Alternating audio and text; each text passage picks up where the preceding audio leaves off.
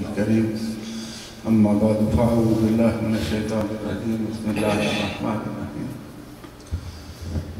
لا أقسم بهذا البلد وأنت حل بهذا البلد صدق الله مولانا العظيم وصدق رسوله النبي الكريم الأمين ونحن على ذلك لمن الشاهدين والشاكرين والحمد لله رب العالمين.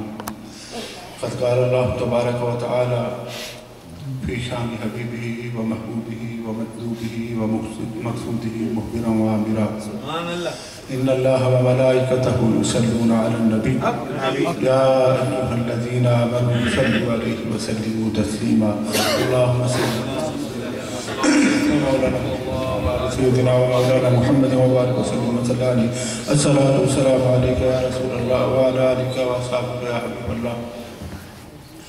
اللہ جل مجدہ کریم کی حمد و ثنا اور حضور نبی اکرم نور مجسم شفیع معظم امام النبیین قائد المرسلین سلطان داور شرف المحشر احمد مرتبہ حضرت محمد مصطفیٰ صلی اللہ علیہ وعلى آلہ وصحبہ وبارک وسلم. سرکار کی بارگاہ کعبہ میں اپنی محبتوں اور عقیدتوں اور نیاز مندیوں کا ہدیہ پیش کرنے کے بعد معزز محترم بزرگوں دوستوں، مجھ سے قبل فخر السادات جناب صاحبزادہ سید میر حسین شاہ صاحب اپنے خیالات کا اظہار فرما رہے تھے اور حضور داتا گنج بخش علی حجویری رحمۃ اللہ تعالی علیہ آپ کے خادم خاص جناب میاں غلام حیدر صاحب ختم پاک پڑھ رہے تھے اور انشاءاللہ جناب اصغر چشتی صاحب بٹ صاحب اور دیگر احباب اپنی اپنی حاضری حضور کی بارگاہ میں پیش کریں گے. بیگ صاحب اپنی حاضری حضور کی بارگاہ میں پیش کر چکے. میں خیال میرا یہ تھا کہ چند منٹ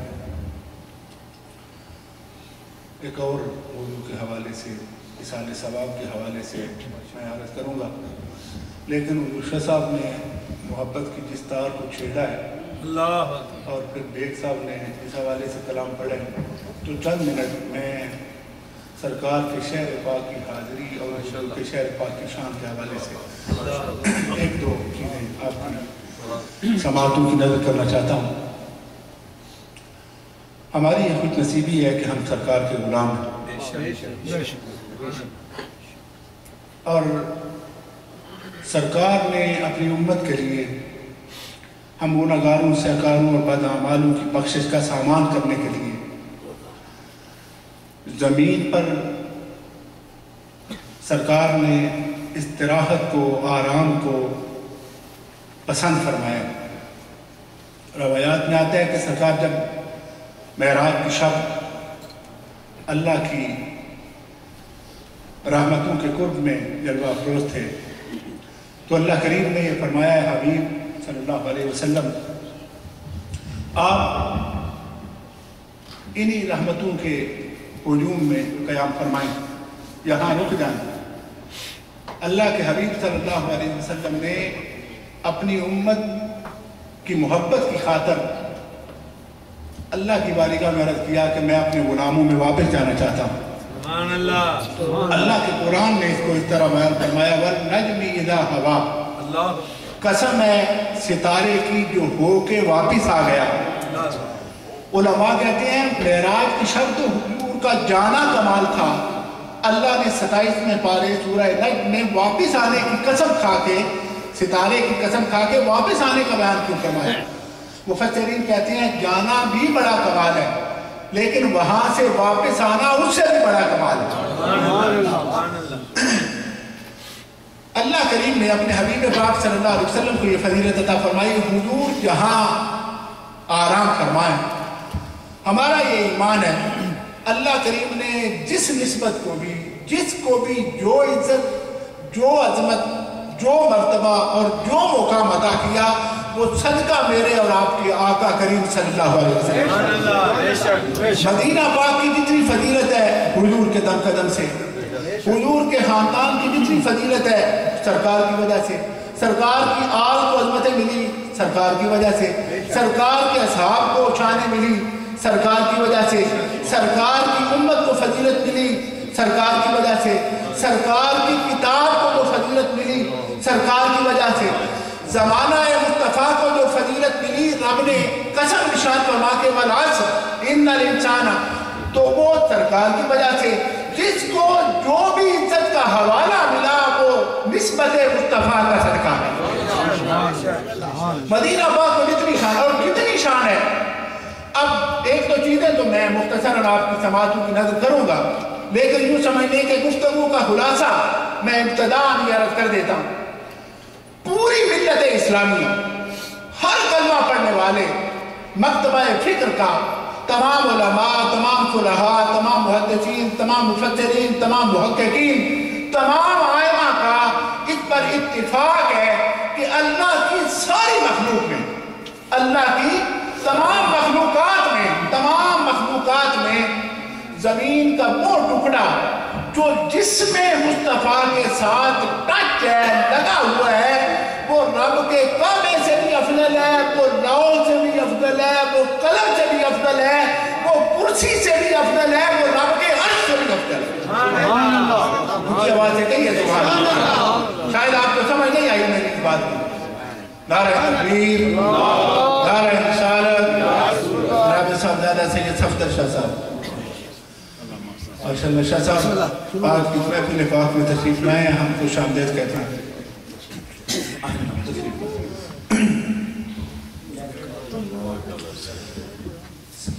مدینہ پاک کی فضیلت کا حال یہ ہے کہ سرکار اس وقت جہاں تشریف فرمائے، سرکار کا وجود مسعود زمین کے جس ٹکڑے کے ساتھ لگا ہوا ہے، اللہ کریم نے کعبے سے افضل لوح، قلم اور کرسی اور عرش سے بھی زیادہ فضیلت اس مقام کو عطا کی ہے، جو مقام، جو زمین کا ٹکڑا سرکار کے بعض علماء نے لکھا کہ تین حوالوں کے بعد ایک سرکار کی وہ قمیص پاک جو سرکار کے جسم پاک کے ساتھ لگی ہوئی ہے، اور پھر وہ ریت جو نیچے ڈالی گئی، اور اس کے بعد پھر وہ زمین کا ٹکڑا ہے، لیکن متصل ہے، لگا ہوا ہے، ٹچ ہے سرکار کے جسم پاک کے ساتھ۔ اللہ کریم نے اس کو یہ موقع، کیونکہ وہ حضور کے قریب ہے، اور سرکار نے جن شہزادوں کو اپنے شہزادے کہا ان کی عظمت کا عالم کیا ہوگا۔ سرکار نے جس سیدہ فاطمہ الزہرا کو الفاطمہ بضعۃ منی، فاطمہ میرے جگر کا ٹکڑا ہے، اس سیدہ فاطمہ کی عظمت کا عالم کیا ہوگا۔ سرکار نے جن ازواج کو قربتوں کی انتہا عطا کی، ان ازواج مطہرات کی عظمت کا عالم کیا ہوگا۔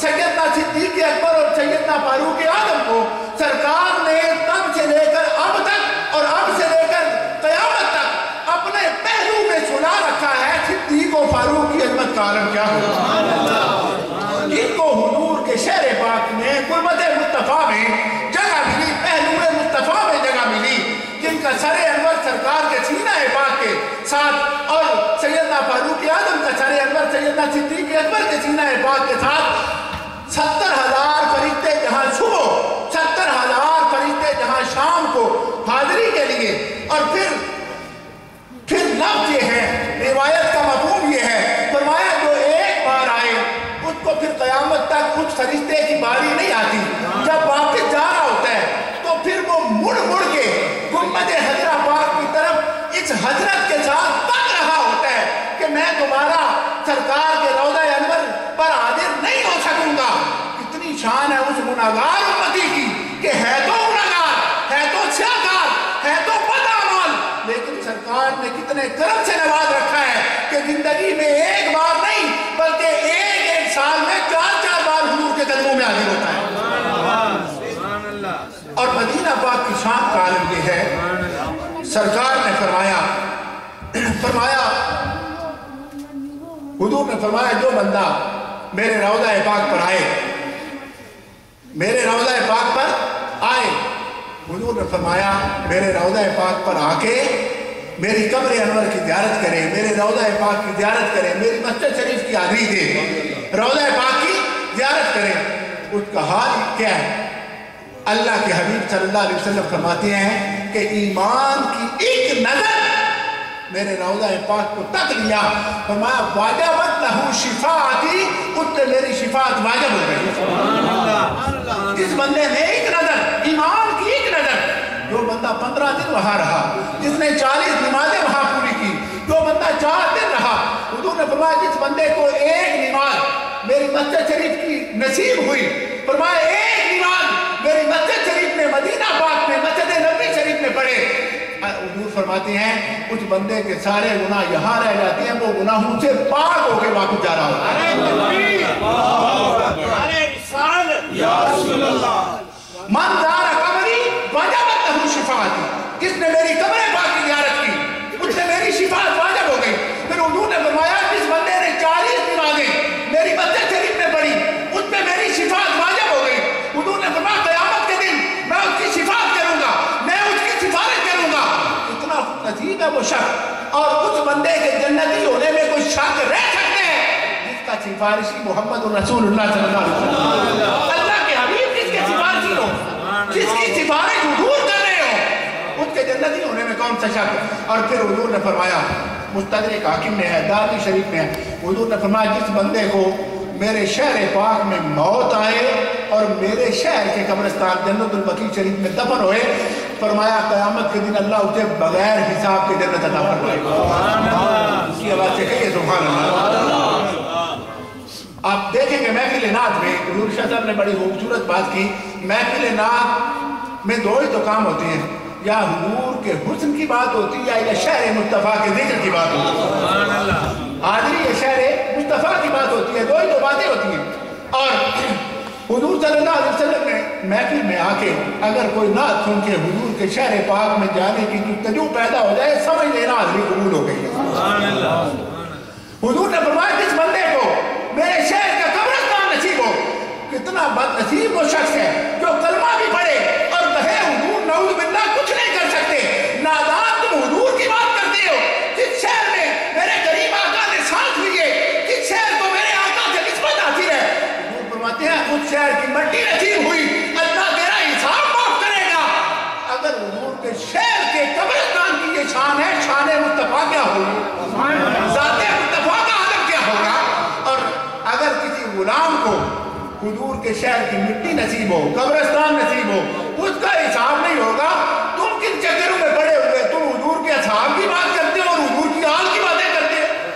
رسول اللہ صلی اللہ علیہ وسلم نے فرمایا، حضور نے فرمایا جس بندے کو تکلیف آئے، مصیبت آئے، غم آئے، دکھ ہو، وہ موت کی کبھی بھی آرزو نہ کرے۔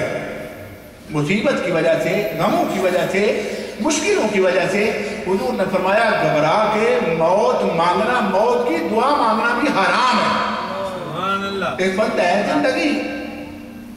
زندگی اتار چڑھاؤ کا نام ہے نا، سدا وقت ایک جیسا تو نہیں ہوتا، لیکن حضور نے فرمایا اگر کبھی دکھ کے دن آئے تو صبر کرو، موت کی دعا بھی نہ مانگو۔ حضور نے فرمایا صرف 2 قسم کی موتیں مانگنا جائز ہے، 2 حوالوں سے موت مانگنا جائز ہے۔ حضور نے فرمایا ایک شہادت کی موت مانگنا جائز ہے، ایک میرے شہر مدینہ پاک کی موت مانگنا جائز ہے۔ اگر موت مانگنے پہ اگر کبھی دل کرے نا، آرزو ہو موت مانگ، تو اللہ کی بارگاہ میں عرض کرو مولا مجھے شہادت کی موت عطا کرنا، یا عرض کرنا مجھے شہر مدینہ کی موت عطا کرنا۔ حضور کے شہر کی موت مانگو، حضور فرما رہے ہیں میرے شہر کی موت مانگو۔ اور اللہ کریم نے فرمایا لا اقسم بهذا البلد وانت، فرمایا حبیب ہم قسم ارشاد نہیں فرماتے جہاں تیرے قدم نہ ہو، اور مجھے قسم ہے اس شہر کی جہاں تو رہتا ہے، جہاں پہ آپ کے قدم ہو۔ اللہ زمین کے جن ذروں کی قسم ارشاد فرمائے، قدم مصطفیٰ کا صدقہ ان کی عظمت کا عالم کیا ہوگا۔ اور پھر یہ جو سیدنا فاروق اعظم رضی اللہ تعالیٰ عنہ، حدیث کی کتابوں میں آتا ہے کہ آپ اکثر دعا میں، بعض علماء نے تو لکھا ہے کہ آپ کی کوئی دعا ایسی نہیں ہوتی جس میں یہ آپ دعا نہ کرتے کہ اے اللہ مجھے شہادت کی موت عطا کرنا اور مجھے شہر نبی کی موت عطا کرنا۔ سیدنا فاروق اعظم کہتے ہیں، صحابہ عرض کرتے کہ حضور سرکار نے تو یہاں پہ تو مسواک حرم ہے نا، یہاں تو درخت نہیں کاٹا جا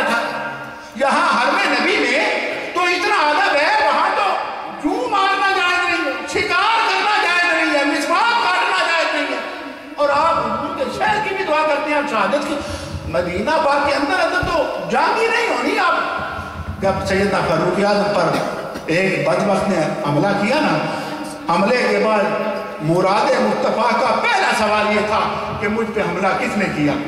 جب بتایا گیا تو فرمایا الحمدللہ مجھ سے یہ کہنے والوں کہ شہر مدینہ میں دونوں کام اکٹھے کہتے ہوں گے. میرے رب نے عمر کی دونوں دعائیں قبول کی کہ مجھے شہر نبی کی موت بھی نصیب ہو رہی ہے، شہادت کی موت بھی نصیب ہو رہی ہے. اور پھر آگے آپ دیکھیں حضور صلی اللہ علیہ وسلم کی نسبت کا حال یہ کہ مراد مصطفیٰ ہیں.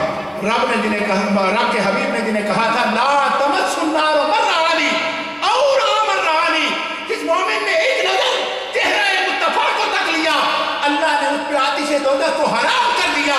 فاروق اعظم رضی اللہ تعالیٰ عنہ وہ ہیں جو صحابہ میں شمار ہوتی ہیں، حضور کی حدیث کے مصداق ہیں. پھر حضور نے فرمایا جس بندے کی بیٹی محمد کے نکاح میں ہو اس مومن کو اللہ جنت عطا کرے گا. یہ سسرال مصطفیٰ ہیں اس لیے بھی جنتی ہے. پھر حضور نے فرمایا جو بندہ اولون و سابقون میں ہو وہ بھی جنتی ہے. عمر فاروق اس حوالے سے بھی جنتی ہے. پھر حضور نے فرمایا جس بندے نے اللہ کے لیے ہجرت کی وہ بندہ جنتی ہے. عمر فاروق اس حوالے سے بھی جنتی ہے. پھر حضور نے فرمایا جو بندہ اللہ کے دین کے لیے جہاد پہ نکلا وہ بندہ جنتی ہے. عمر فاروق اس حوالے سے بھی جنتی ہے. حضور نے اتنے حوالے ادا کر دیے. لیکن جب آخری وقت آیا فرمایا ام المومنین سیدہ طیبہ طاہرہ سیدہ النساء سیدہ فاطمہ الزہرا کی امی جان سیدہ عائشہ صدیقہ کو بلایا گیا.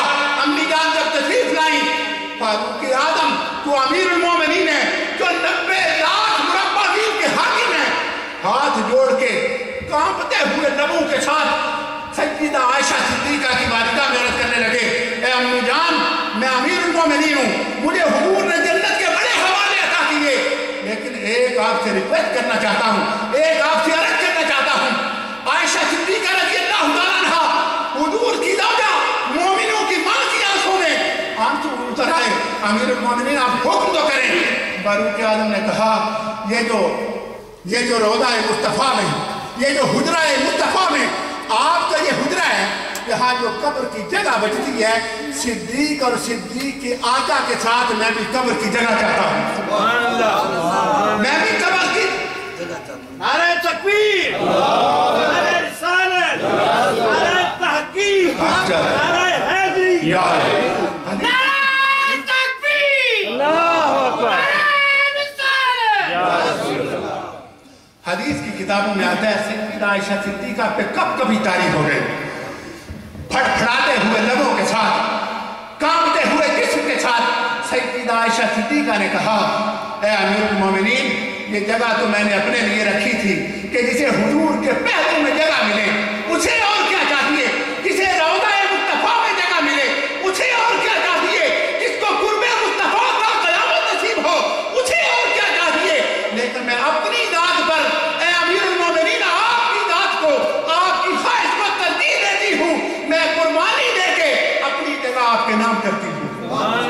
سیدنا فاروق اعظم رضی اللہ تعالیٰ عنہ نے امت کو بتا دیا. آج بڑا بدبخت وہ شخص ہے جو یہ کہے مدینہ پاک جانا ہی نہیں چاہیے، اگر جاؤ تو مسجد کا ارادہ کرو، روضہ پاک کی زیارت کا ارادہ نہ کرو. اتنا بدبخت ہے جو مراد مصطفیٰ ہے وہاں اگر روضہ مصطفیٰ کی نسبت کوئی نہیں تو نعوذ باللہ وہ جگہ کیوں مانگ رہے ہیں. اور عائشہ صدیقہ اتنی بات کہہ کے کہ جسے قرب مصطفیٰ چاہیے اسے اور کیا، جسے وہ ملے اسے اور کیا چاہیے، لیکن میں قربانی دے رہی ہوں اپنی ذات پہ آپ کی ذات کو ترجیح دے رہی ہوں. اور فاروق اعظم رضی اللہ تعالیٰ عنہ کا نصیب یہ آج بھی وہاں آرام فرما ہے جہاں وہ روضہ پاک جس کے لیے حضور نے فرمایا من زار قبری وجبت لہ شفاعتی، جس نے اس روضہ پاک کو تک لیا اس میں میری شفاعت واجب ہو گئی. اور صلحاء نے، آئمہ نے، صوفیاء نے اپنی اپنی محبتوں کا کمال اظہار کیا. کبھی تو امام مالک اسی مدینہ پاک میں گلی کے درمیان نہیں چلتے، وہ جو گلی کی دیواریں ہیں ان کے ساتھ اپنے جسم کو رگڑ رگڑ کے ساتھ لگ لگ کے چلتے ہیں. پوچھنے والے کہتے ہیں اے امام درمیان سے کیوں نہیں چلتے؟ تو فرماتے ہیں اس لیے مجھے خیال آتا ہے کہ یہاں کبھی کبھی آقا کریم صلی اللہ علیہ وسلم بھی چلا کرتے تھے، کہیں حضور کے نقشے کفے پا والی جگہ پر میرا قدم نہ آ جائے۔ اور پھر حضور کے عشاق نے یہاں تک بھی کہا کہ بڑا تاریخ کا مسلمانوں کا بہت بڑا سلطان ہے، مدینہ پاک میں گئے اور مدینہ پاک کے سگانے کوئے مصطفیٰ، مدینہ پاک کے کتے بیٹھے ہوئے، ان میں جا کے بیٹھ گئے۔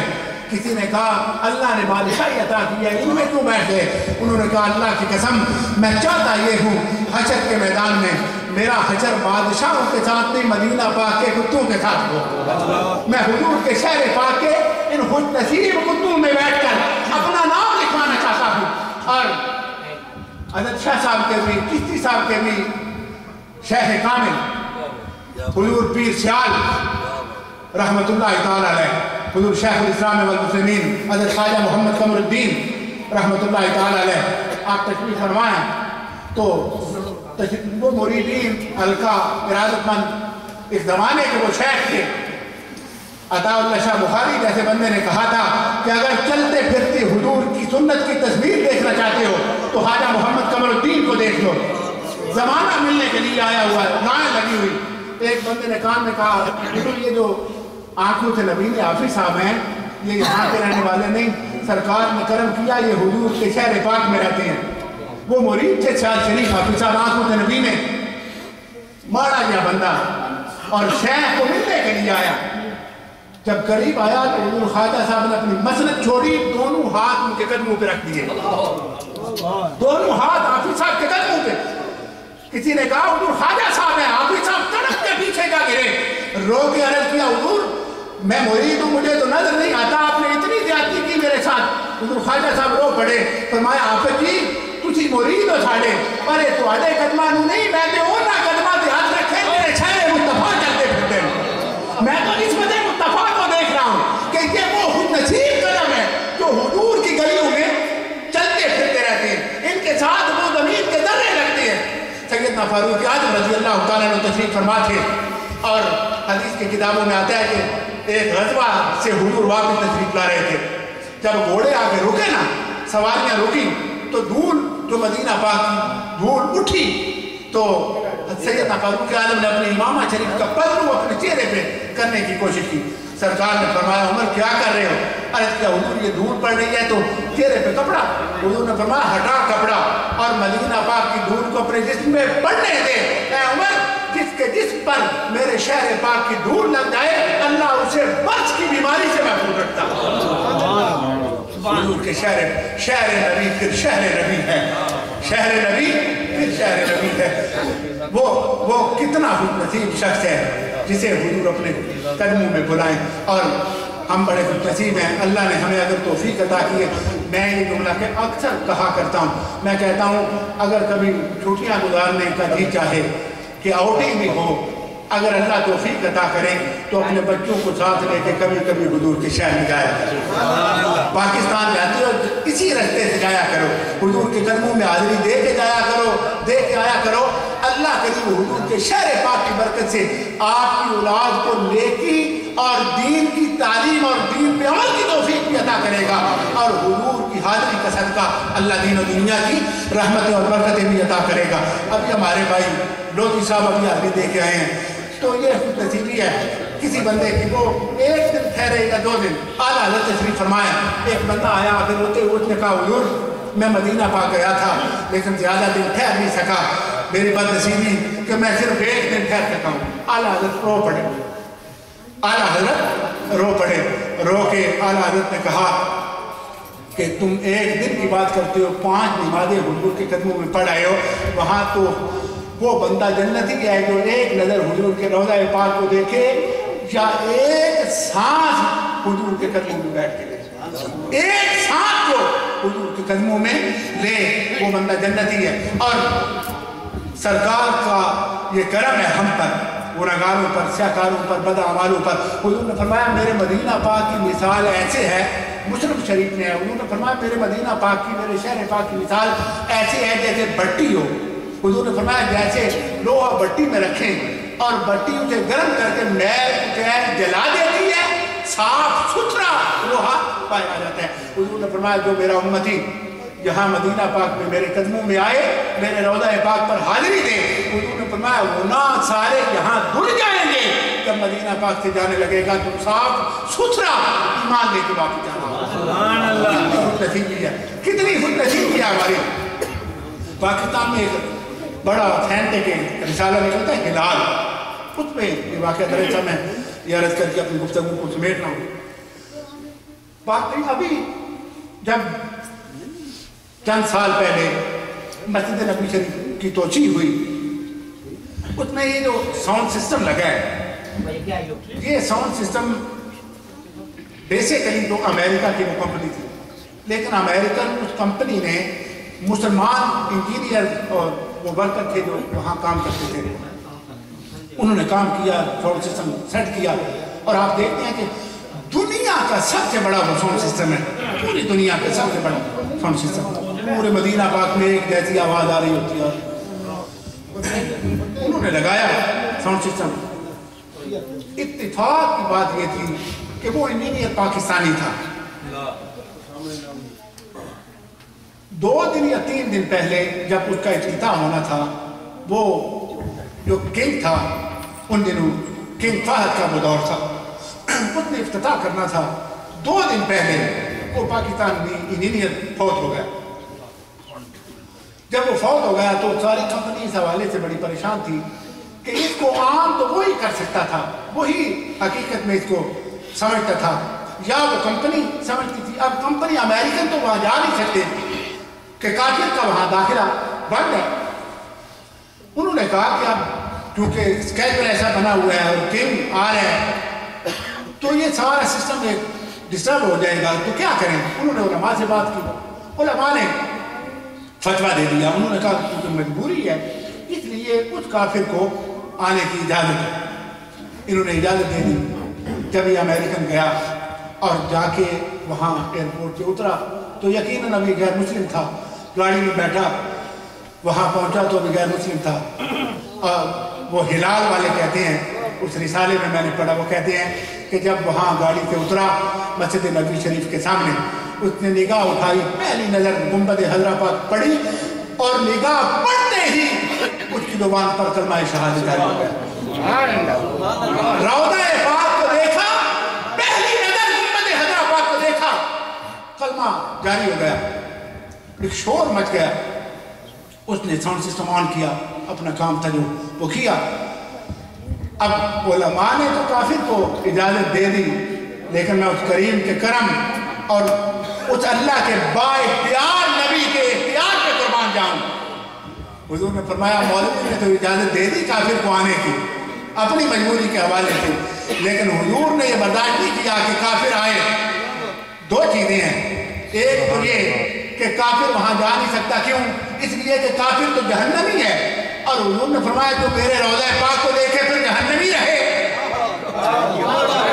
اب اسے مسلمان تو ہونا ہوگا۔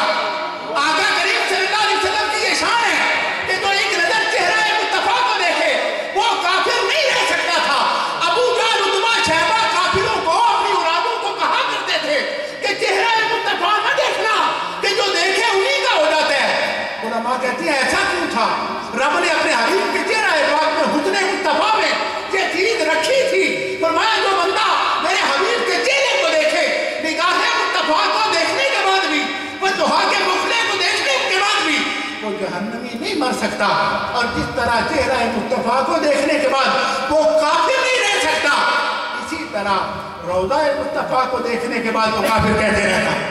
نعرہ تکبیر، نعرہ رسالت، نعرہ حیدری۔ مجھ سے پوچھا گیا، مجھ سے کہا کہ تم نے نہ کسی کی تقریر سنی، نہ کوئی کتاب پڑھی، نہ کوئی تحقیق کی، نہ اسٹڈی کی، نہ کیا ہوا کیا تمہیں؟ اس نے کہا جو کام ساری زندگی کی تقریریں نہیں کر سکی وہ حضور کے روضہ پاک کے ایک دیدار نے کر دیا۔ انہوں نے کہا کیا ہوا؟ اس نے کہا میں کیونکہ اتنی بڑی پوسٹ ہے، بڑی آسائش والی زندگی، آسانی والی، سہولت والی زندگی ہے میری، لیکن میں ساری زندگی ہو گئی سکون کے لیے در بدر بھٹک رہا ہوں، دل میرا مطمئن نہیں، سکون نہیں مجھے. میں نے حضور کے چہرہ جب روضہ پاک کو دیکھا, جو سکون مجھے گنبد حضرہ پاک کو دیکھ کے نصیب ہوا, زندگی بھر نہیں ہوا. میرے دل نے فیصلہ کیا اگر سکون چاہیے تو اسی آقا کریم کا غلام بننا ہوگا, اور اگر ان کے روضہ پاک کو دیکھ کے یہ سکون نصیب ہوتا ہے, ان کی غلامی میں سکون کا حال کیا ہوگا. تو اس نے کہا مجھے حضور نے کلمہ پڑھایا, میں نے کلمہ پڑھ لیا. آقا کریم صلی اللہ علیہ وسلم کی یہ کرم نوازی ہے.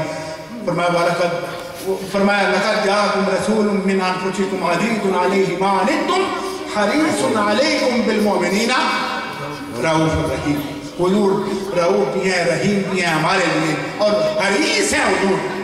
ہر کوئی لینے کے لیے حریص ہوتا ہے, حضور دینے کے لیے حریص ہے. جنت دینے کے لیے, ہدایت دینے کے لیے, بخشش دینے کے لیے, کرم دینے کے لیے, رحمت دینے کے لیے, فضل دینے کے لیے. ہماری خود نصیبی اس محفل پاک میں آئے ہیں, حضور کے شہر پاک کا ذکر سنیں گے, حضور کا ذکر پاک سنیں گے.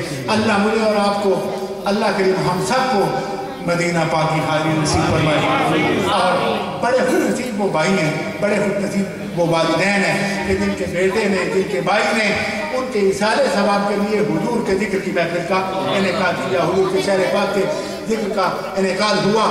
اور میں یہ دعا کرتا ہوں کہ اللہ کریم حضور کے شہر پاک میں جانے کے لیے, حضور کی بارگاہ میں جانے کے لیے, جس کے لیے جو رکاوٹ ہے, اللہ اپنے حبیب کے روضہ پاک کی عظمت کا واسطہ وہ دور فرمائے. جس کی جو رکاوٹ ہے, اگر کسی کی کاغذات کی رکاوٹ ہے, کسی کی مالی رکاوٹ ہے, کسی کی اور جس کی جو رکاوٹ ہے, اللہ دور فرمائے. اور اللہ کے ہم سب کو حضور کے شہر پاک کی حاضری نصیب فرمائے, اور روضہ مصطفیٰ کا صدقہ اللہ بیت اللہ شریف کی زیارت نصیب فرمائے.